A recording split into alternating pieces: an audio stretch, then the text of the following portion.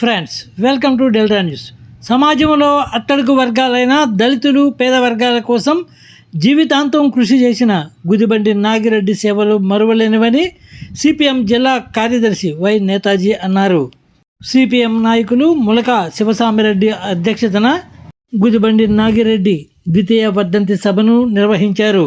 CPM నాయకులు ఎన్ భావనారాయణ, ఈ సభలో సిపిఐ నాయకులు బెన్హర్, మాజీ సర్పంచ్ అవుతు కృష్ణారెడ్డి, కోటా చంద్రశేఖర్, భీమవరపు సుబ్బారెడ్డి, హితేంద్ర, పిల్లి గంగాధర్, ఉన్నవ నాని, నాలాది బుజ్జి, కొల్లి శివనాగిరెడ్డి, అగస్టిన్, మిత్రవర్ధన్ తదితరులు పాల్గొని ప్రసంగించారు.